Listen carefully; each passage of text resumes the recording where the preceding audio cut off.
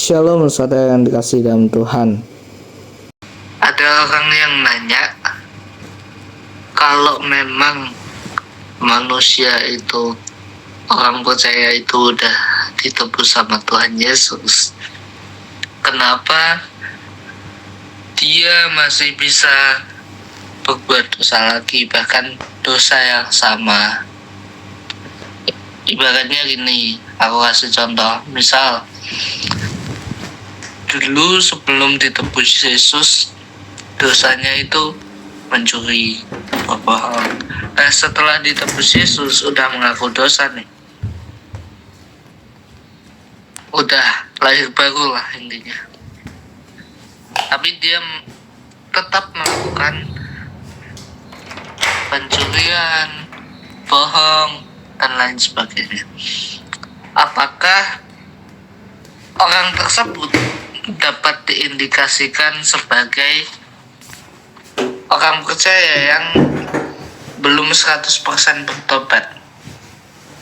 Apakah pertobatannya itu hanya main-main, atau dia memang bertobat, dia memang betul-betul mengalami kelahiran kembali, tetapi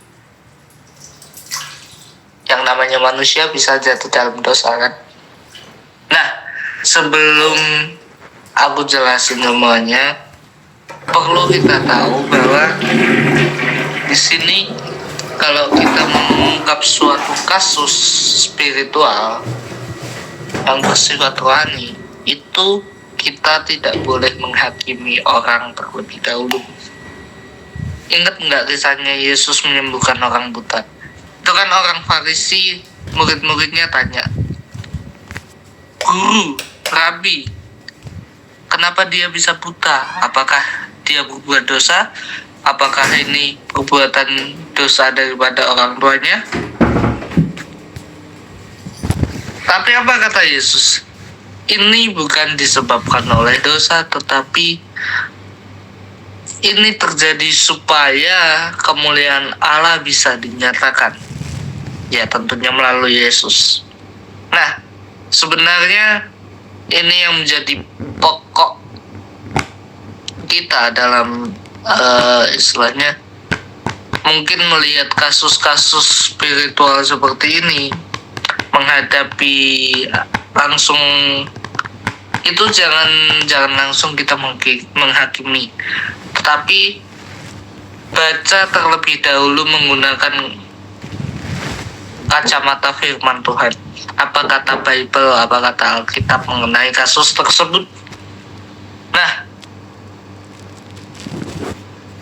perlu diketahui, di dalam Alkitab itu tidak semata-mata Tuhan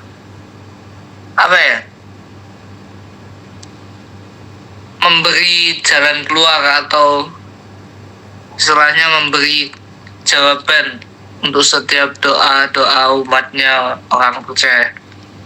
Tapi perlu kita ketahui bahwa di dalam Alkitab pasti ada yang namanya dua case. Yang pertama alasan, dan yang kedua solusi. Alasan di sini berarti bahwa God do something. He does something karena ada alasan tertentu, ada kondisi tertentu yang menyebabkan Tuhan harus melakukan hal tersebut. Tapi Tuhan tidak hanya berhenti pada alasan tersebut. Kita bisa mempelajari Tuhan juga memberi solusi. Contohnya, Tuhan mengutus Musa untuk menyelamatkan bangsa Israel dari perbudakan di bangsa Mesir. Itu kan ada sebab dan akibat ya. Tapi juga ada hasilnya. Sebabnya karena orang Israel diperbudak di tanah orang lain, di tanah Mesir. Tapi solusinya, Tuhan mengirimkan Musa, Tuhan membelah laut, Tuhan menyediakan mana, Tuhan memimpin sampai ke tanah perjanjian, Kanaan. That we say. Nah, kembali ke topik tadi. kita berbicara mengenai pertobatan setiap orang percaya.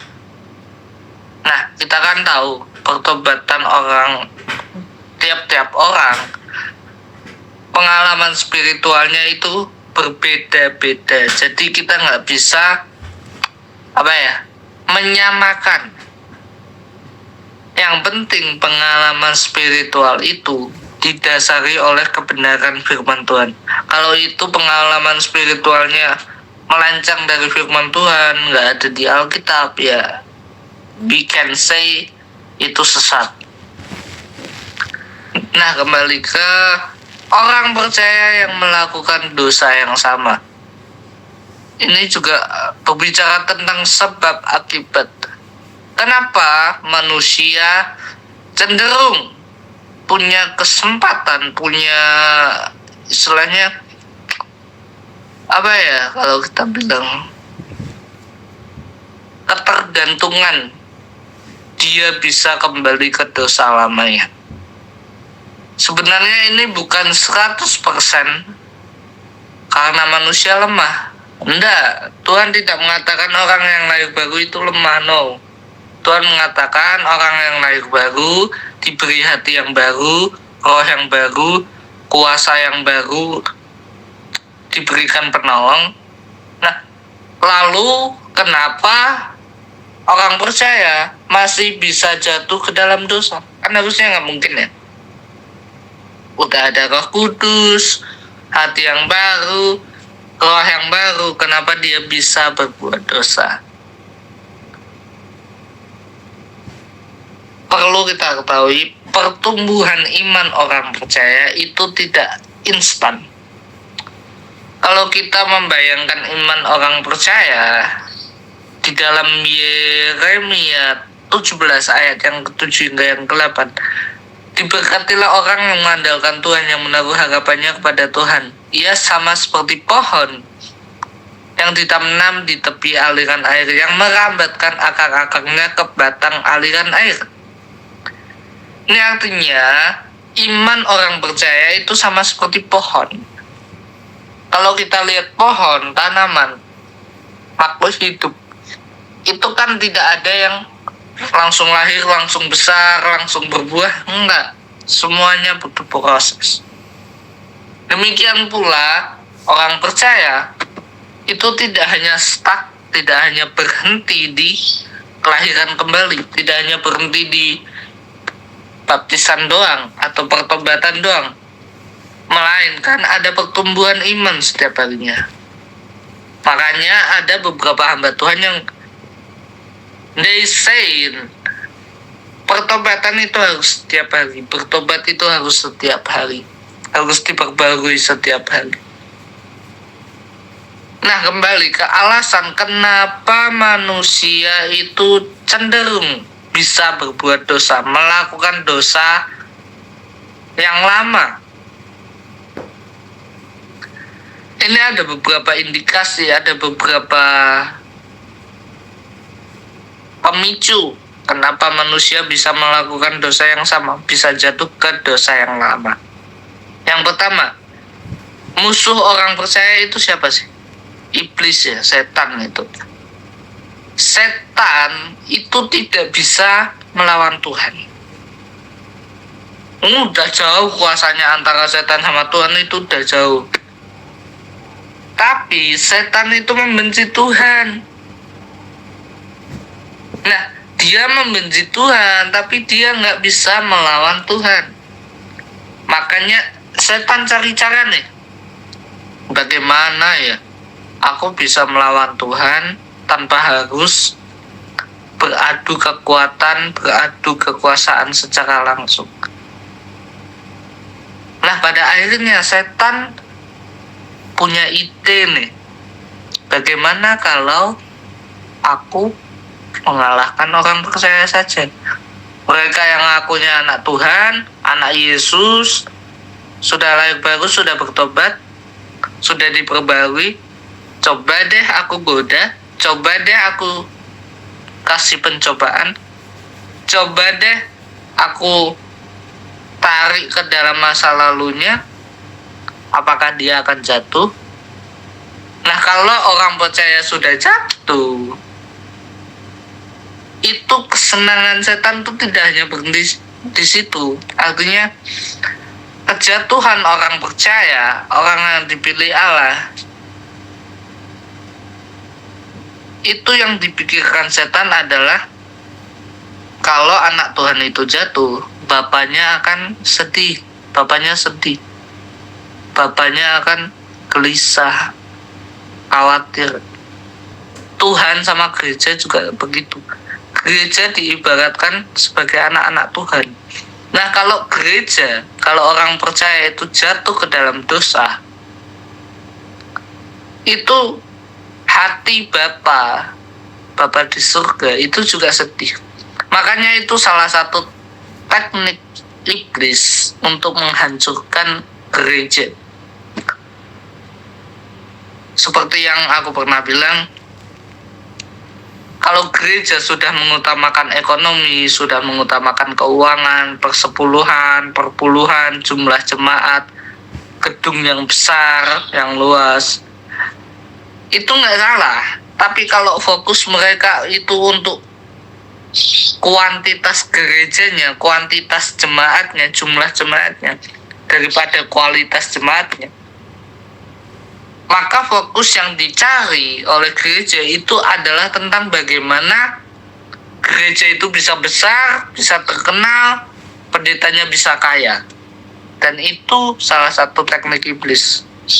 Karena walaupun kekayaan itu menguntungkan, istilahnya kesenangan sesaat, tapi di dalam Bible itu berkata apa sih? Cinta akan uang itu akar dari segala kejahatan. Nah, gereja, kalau gereja itu lebih memfokuskan dirinya tentang uang, jemaat yang banyak dan lain sebagainya, ya udah, cepat atau lambat akan ada kejahatan di dalamnya. Mungkin bisa serakah, mungkin ada PHK pelayan Tuhan karena ingin uangnya sendiri, mungkin bisa memaksa jemaat lain untuk gabung untuk mengisi perpuluhannya. Kita nggak akan tahu. Nah, itu makanya kalau gereja udah mengutamakan hal duniawi, itu suatu kejatuhan yang gimana ya?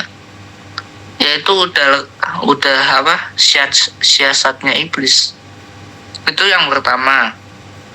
Iblis ingin melawan Tuhan melalui anak-anak Tuhan. Kalau anak-anak Tuhan itu jatuh, Tuhan pasti sedih. Nah, itu yang dibanggakan oleh iblis.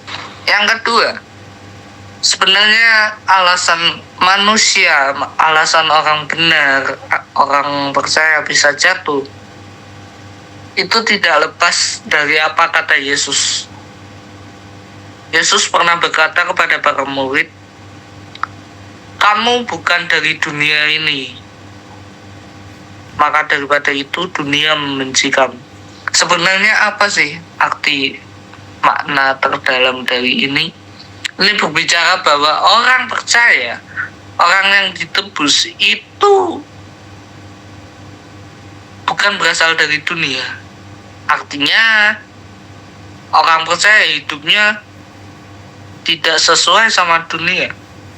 Dunia berkata apa coba? Free sex, berkata narkoba, berkata judi, mencuri, penganiayaan, dan lain sebagainya. Tapi apa kata Alkitab? Alkitab berkata, "Kasihilah musuhmu, ampunilah mereka, berdoalah bagi orang yang mencaci kamu, yang menghina kamu. Berbahagialah kalau karena anak manusia kamu dihukum." Itu kata Alkitab. Dan ini tentu berlawanan dengan apa kata dunia. Dunia berkata, pipi balas pipi, mata ganti mata. Ada suatu pembalasan, kejahatan dibalas dengan kejahatan. Tapi apa kata Bible?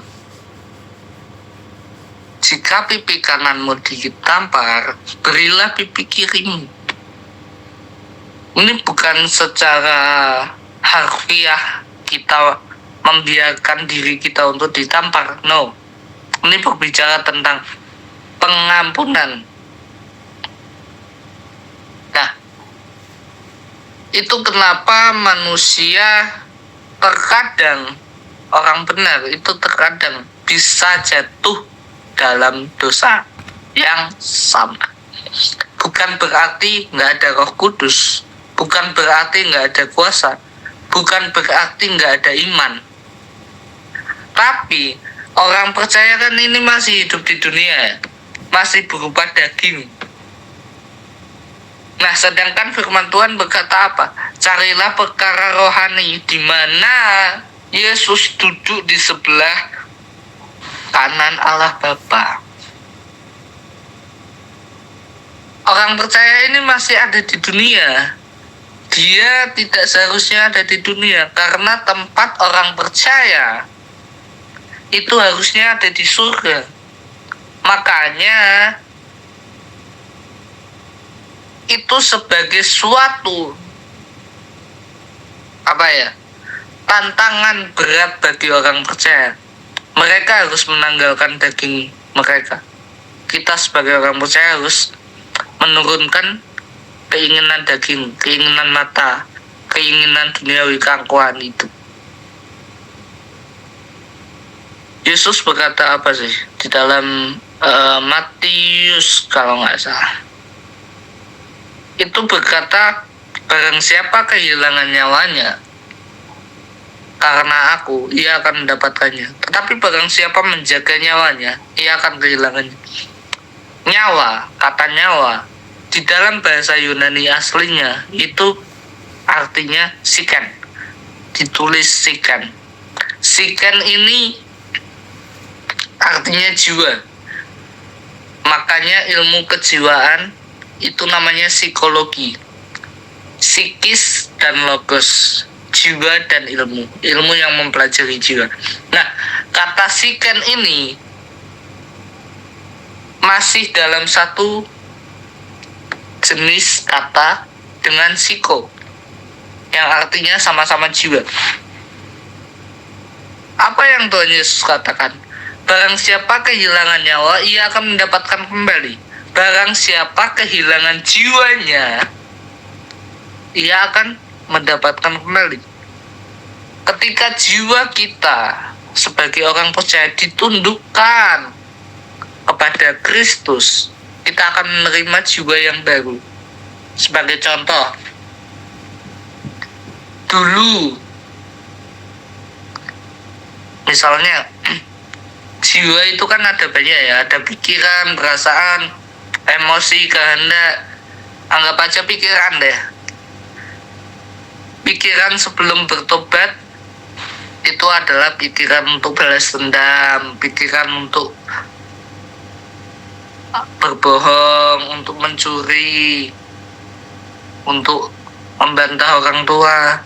Tetapi setelah bertobat, pikiran itu diperbarui menjadi mengampuni, memberi, mengasihi, menghormati. Itu bicara pikiran. Perasaan juga bisa. Perasaan yang lama itu mungkin perasaan marah, kecewa, gampang iri hati, gampang sombong. Itu juga perasaan. Nah, setelah diperbarui, perasaannya menjadi gampang mengampuni, gampang memaafkan, sabar, murah hati. Kalau bicara kehendak yang lama itu berbicara tentang kehendak duniawi. Dulu sebelum kita ditebus, kehendaknya apa sih? Paling main, cari uang, bekerja, makan di tempat yang enak, makan makanan enak. Apa apakah itu salah? Enggak, itu enggak salah. Tapi berlawanan dengan apa kata Alkitab. Kata Alkitab, kehendak yang sesuai dengan firman Tuhan adalah kehendak untuk melayani Tuhan, untuk mencari perkara rohani. Banyak ya ayatnya, Matius 6 ayat 33. Carilah dahulu kerajaan Allah dan kebenarannya. Carilah dahulu kehadirat Tuhan dan kebenaran firman Tuhan. Itu kehendak setiap orang percaya yang sudah ditebus. Sudah pasti kehendaknya diubah menjadi kehendak Kristus, di mana hidup kita bukan kita lagi, tetapi Kristus. Nah, itu ya. Ini kenapa kalau kita sudah ditebus, jiwa kita itu mesti ditundukkan sama Kristus. Sebagai contoh gini, aku baru saja membeli piano di toko alat musik. Piano itu udah aku bayar lunas, udah menjadi kepunyaanku. Nah, piano itu udah ada di rumahku nih. Mau dia aku bersihin, mau dia aku biarin, atau aku mainin, itu kan terserah aku ya. Soalnya kan itu kepunyaan aku. Nah, sama seperti kita yang sudah ditebus Tuhan itu benar-benar sudah menjadi kepunyaan Tuhan. Mau Tuhan biarin, mau Tuhan rawat, mau Tuhan jaga, mau Tuhan bersihkan, mau Tuhan pakai, itu ya terserah Tuhan. Mau Tuhan panggil untuk kemana, itu terserah Tuhan. Misal dijaga umat Israel, kepunyaan Tuhan, dijaga lewat tiang awan dan tiang api. Misal dipakai, orang percaya kalau sudah menjadi kepunyaan Tuhan pasti menjadi berkat, memberkati, mengasihi, menjadi saluran kasih, dan masih banyak lagi. Nah, itu kenapa pentingnya esensi dari pertobatan itu tidak hanya sekedar kita berhenti di pertobatan, tidak hanya sekedar berhenti di baptisan aja, tapi bagaimana kita memaknai suatu pertobatan itu sebagai suatu yang continuously, berkelanjutan, tidak hanya satu kali, tidak hanya 2 kali, tapi setiap hari sampai Tuhan Yesus datang. Nah, kita akan sedikit menggeser topik kita. Kita akan berbicara tentang dosa. Sebenarnya apa itu dosa? Ada yang bilang dosa adalah pikiran kita, kehendak kita, perbuatan kita yang berlawanan dengan apa kata kebenaran firman Tuhan. Itu benar. Aku mengilustrasikan dosa itu dengan 2 contoh. Yang pertama, Tuhan Yesus mati di kayu salib. Itu setelah dia mati, tabir bait suci, bait Allah itu terbelah menjadi 2. Betul? Nah, di dalam perjanjian lama, tabir bait suci itu yang memisahkan ruang kudus dengan ruang maha kudus. Ruang kudus itu isinya piala, meja roti anggur, Taurat Tuhan. Itu ruang kudus. Ini menggambarkan bahwa ruang kudus itu artinya ibadah dalam gereja, pelayanan, kehidupan rohani. Tetapi kenapa Tuhan Yesus justru membuka tabir bait suci? Nah, ini berbicara tentang esensi daripada dosa itu sendiri. Simpelnya gini, kita ibadah, kita rajin gereja, kita rajin pelayanan, kalau kita berdosa sama aja. Kita nggak merasakan hadirat Tuhan. Lebih baik kita merasakan hadirat Tuhan, merasakan ruang Maha Kudus, hadirat Tuhan setiap hari. Walaupun kita nggak pelayanan, walaupun kita, mohon maaf kata ya, walaupun kita sudah tidak punya energi, tidak punya kesehatan yang cukup untuk beribadah, untuk ke gereja, yang penting kita merasakan hadirat Tuhan. Itu kuncinya. Nah, ketika Yesus mati, itu tabir bait suci terbelah menjadi dua. Itu artinya Yesus sebagai korban anak domba yang sempurna, itu yang menjadi penebus dosa. Dosa itu ibaratnya gini, hutang. Tahu hutang ya? Semisal kita di bulan Januari kita berhutang 100.000, di bulan Februari juga 100.000, di bulan Maret juga 100.000. Tapi di bulan April kita tidak berhutang sama sekali. Nah, apakah hutang kita akan lunas semuanya? Enggak. Kita masih punya total 300.000 hutang dari Januari sampai Maret, karena kita belum membayar hutang tersebut, karena mungkin kita tidak punya uang. Nah, orang yang bisa membayar hutang itu adalah orang yang punya uang. Nggak mungkin dong orang yang berhutang meminta tolong kepada orang yang sama-sama berhutang.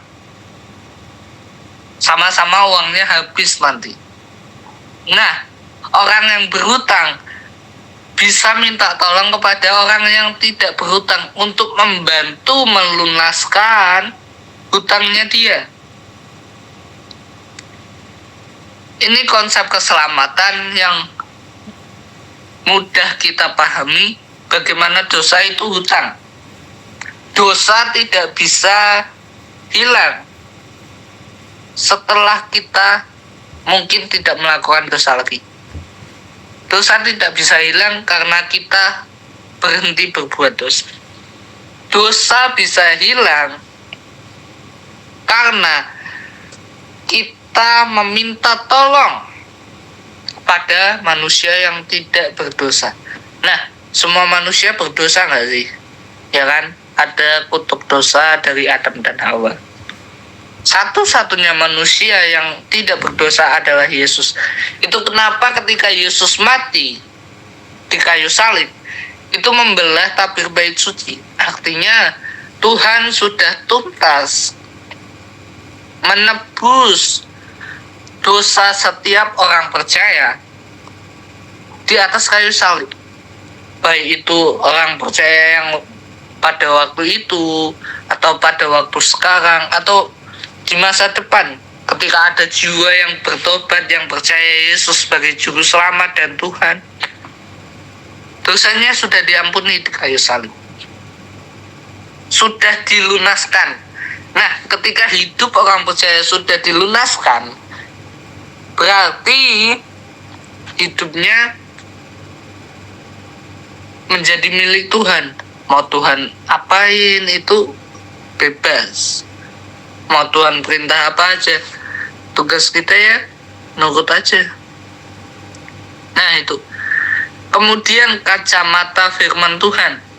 Tadi kan aku bilang, Alkitab tidak hanya menerangkan tentang sebab akibat, tetapi menerangkan juga tentang solusi. Ada jawaban, ada janji Tuhan yang akan digenapi. Nah, dari kasus ini, sebab akibatnya itu apa sih? manusia, orang percaya yang sudah ditebus, dia melakukan dosa yang sama. Itu sebab akibat. Tapi Tuhan juga memberikan solusi. Kalau kita bandingkannya, perjanjian lama dengan perjanjian baru, itu menggambarkan tentang manusia lama dan manusia baru kita. Manusia lama yang belum ditebus Tuhan, dan juga manusia baru kita setelah kita ditebus Tuhan. Kalau kita lihat di perjanjian lama, 10 hukum Taurat itu isinya apa sih? Jangan ada Allah lain, jangan menyebutkan nama Tuhanmu secara sembarangan, kuduskanlah hari Sabat, jangan membunuh, jangan mencuri, jangan bersaksi dusta, jangan mengingini, dan lain sebagainya. Lebih banyak kata jangan. Oke. Nah, apakah ini salah? Tentu tidak. Tapi persepsi manusia yang salah. Orang kalau membaca aturan, misalnya jangan membuang sampah di tempat sembarangan, orang akan berpikir bahwa, oh, aku nggak boleh nih membuang sampah di tempat sembarangan, nanti kena hukuman, nanti dipanggil, nanti ditegur, dan lain sebagainya. Itu sama kacamatanya dengan perjanjian lama. Kalau kita membaca hukum Tuhan itu berdasarkan kata jangan, misalnya jangan berbohong, kita justru mengandalkan kekuatan kita, mengandalkan pikiran kita, seolah-olah kita berpikir, bagaimana ya caranya? Bagaimana caranya untuk kita tidak berbohong, untuk tidak mencuri? Aku harus mengendalikan diri aku sendiri. Nah, kalau kita sudah memikirkan seperti itu justru jatuhnya kita mengandalkan kekuatan sendiri, mengandalkan pikiran kita sendiri, mengandalkan kehendak kita sendiri, di mana kita berusaha sekuat mungkin dengan kekuatan kita untuk menghindari dosa itu. Ngerti ya topik perjanjian lama ini?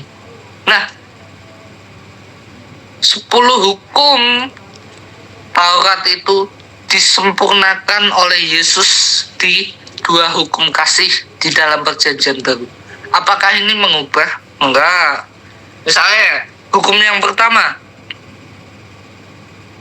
kasihilah Tuhan Allahmu dengan segenap hati, pikiran, jiwa, akal budi, perasaan, dan kekuatan. Itu mencangkup 1-3 hukum Taurat yang pertama. Artinya begini, kalau kita mengasihi Tuhan, udah pasti kita nggak ada Allah lain, nggak ada berhala lain, nggak ada sesuatu hal yang lebih kita pentingkan daripada Tuhan itu sendiri. Kalau kita mengasihi Tuhan, kita pasti menguduskan hari Sabat. Kita datang ke gereja lebih awal, semangat untuk pelayanan, semangat untuk ibadah. Kalau kita mengasihi Tuhan, pasti kita akan menjaga nama baik Tuhan di dalam kehidupan kita. Tidak sembarang menyebut nama Tuhan. Sama halnya dengan hukum kasih terhadap manusia. Kasihilah manusia seperti dirimu sendiri. Itu artinya simpel. Kalau kita nggak mau dicuri, jangan mencuri. Kalau kita nggak mau dibunuh, jangan membunuh. Kalau kita tidak mau kepunyaan kita diambil orang lain, jangan mengingini kepunyaan orang lain. Simpel loh. Nah, hukum kasih ini sebenarnya bukan untuk membingungkan orang percaya. No. Justru ini bentuk simpel daripada hukum Taurat. Kalau kita baca di Kisah Perjanjian Lama, untuk menghapus dosa mereka butuh korban bakaran, ya kan? Tapi setelah mereka mempersembahkan korban, justru mereka berbuat dosa lagi, mempersembahkan lagi, berbuat dosa lagi, mempersembahkan lagi, berbuat dosa lagi. Nah, ini berbeda pandangan dengan hukum kasih. Gereja dengan Tuhan itu ibaratnya pasangan, ibaratnya pacaran. Nah, gereja kalau memang betul-betul adalah pasangan Tuhan, dia pasti mengerti apa yang Tuhan inginkan. Ibaratnya, misal kamu udah punya pacar, kalau pasanganmu itu, kalau kamu tahu apa hal yang tidak disukai pasangan kamu, pasti kamu tidak akan melakukan hal tersebut, karena pasanganmu nggak suka kamu melakukan hal tersebut. Nah, sama dengan gereja. Kalau gereja tahu Tuhan tidak ingin kita menyombongkan diri, pasti kita akan merendahkan diri kita. Semakin kita mengasihi Tuhan, semakin kita dekat dengan Tuhan, intim dengan Tuhan, semakin kita mengerti isi hati Tuhan, kita pasti akan semakin mengutamakan Tuhan. Maksudnya tuh gimana? Maksudnya gini, semakin kamu sayang sama pasangan kamu, kamu pasti akan semakin melupakan masa lalu kamu. Amin. Nah, gereja juga gitu. Semakin gereja mengasihi Tuhan, semakin dia intim, semakin gereja intim sama Tuhan, membangun relasi dengan Tuhan, saat teduh, baca Alkitab, berdoa, pujian penyembahan, semakin sering komunikasi sama Tuhan, itu sudah otomatis kita akan semakin menjauh daripada manusia lama kita. Kita akan semakin menjauh daripada dosa kita. Nah, ini berbicara tentang kasih. Semakin kita mengasihi Tuhan, semakin gereja mengetahui isi hati Tuhan, nggak akan ada kepikiran, semakin kecil kemungkinan untuk berpikir melakukan dosa. Karena apa? Karena udah nyaman sama Tuhan, udah cinta sama Tuhan, udah mengasihi Tuhan, udah sayang sama Tuhan, udah ngerti Tuhan nggak suka kita berbuat dosa, udah ngerti isi hati Tuhan. Nah, kalau kita udah sayang sama Tuhan, kita pasti akan melupakan masa lalu kita, dosa-dosa kita, dan kita semakin tidak memperdulikan godaan iblis. Emang ada godaan iblis, tapi kalau kita semakin kuat dengan Tuhan, dikatakan apa? Diberkatilah orang yang mengandalkan Tuhan, menaruh harapannya sama Tuhan. Ini berbicara tentang semakin kita dekat dengan Tuhan, dengan sang sumber air kehidupan, maka semakin juga kita akan diberi nutrisi, diberi makanan rohani. Nah, kalau makanan rohani kita itu udah banyak, bendahara firman Tuhan itu udah banyak, melawan godaan iblis itu gampang. Memahami Tuhan itu simpel. Alam semesta itu memahami Tuhan. Dia ngerti siapa Yesus.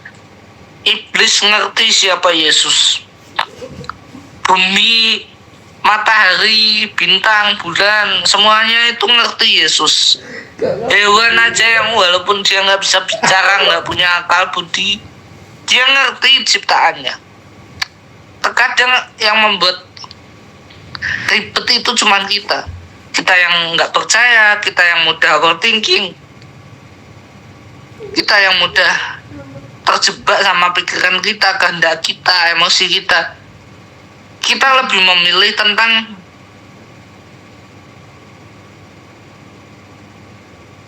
yang kita inginkan, apa yang kita perlukan, apa yang kita butuhkan. Kita cenderung ribet sama Tuhan. Padahal Tuhan bilang apa sih? Satu domba yang hilang itu dicari. Dia akan meninggalkan 99 domba demi mencari satu domba yang hilang. Ini membuktikan kasih Bapa itu besar.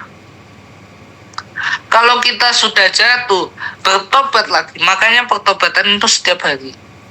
Tapi jangan sampai pertobatan yang kita lakukan setiap hari justru itu menodai kekudusan Tuhan.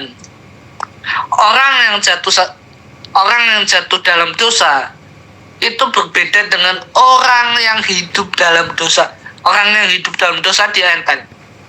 Dia nggak ada beban untuk bertobat. Dia nggak ada rasa menyesal. Tapi kalau orang jatuh dalam dosa, misal kita jatuh dalam dosa, ada suara hati yang mengingatkan kita untuk bertobat, untuk intim dengan Tuhan. Itu berarti Roh Kudus masih peduli. Roh Kudus masih ingin untuk kita tidak jauh daripada Tuhan. Sesimpel itu memahami Tuhan.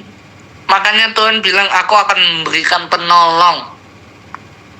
Dari apa yang kita tidak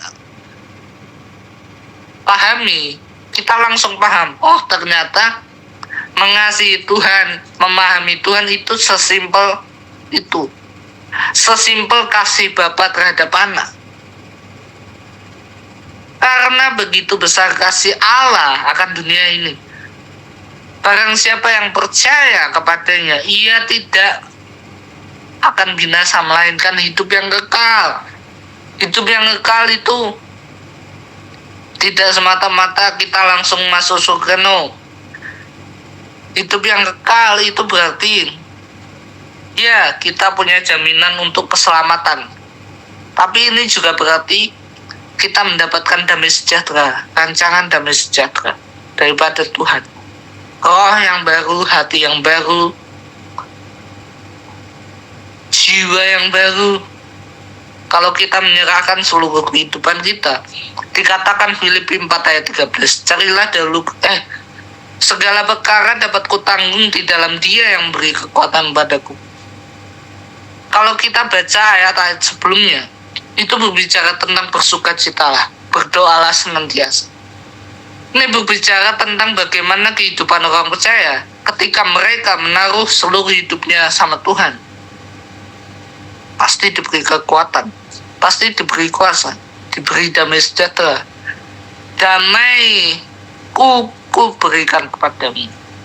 Ini berbicara sekalipun kita tidak bisa melihat Yesus secara kasat mata, tapi kita bisa merasakan kuasanya. Dari Roh Kudus kita bisa merasakan Tuhan berbicara. Tuhan menggerakkan hati setiap orang percaya. Untuk apa? Untuk lebih dekat sama Tuhan, untuk mengenali hati Tuhan.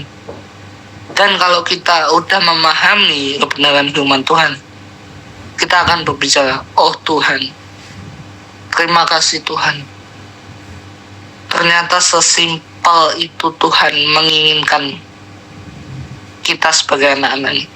Tuhan tidak menuntut kita sempurna, tidak menuntut pelayanan kita banyak, tidak menuntut gereja kita besar, persepuluhan kita kaya raya, lancar, sejahtera. Enggak. Tuhan tuh ingin apa sih? Hati yang taat, hati yang menyerahkan semuanya kepada Tuhan. Tuhan berkenan sama hati yang hancur. Karena kalau orang datang pada Tuhan dengan hati yang hancur, dia merendahkan diri. Dia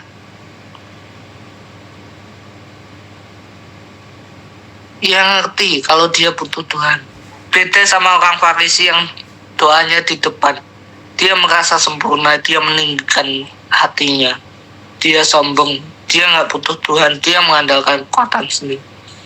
Nah itu kenapa Tuhan mencari orang yang berdosa daripada orang yang sempurna. Itu karena Tuhan ingin melihat seberapa sering sih kita menyerahkan hati kita sama Tuhan. Seberapa sering sih kita menyerahkan kehidupan kita sama Tuhan.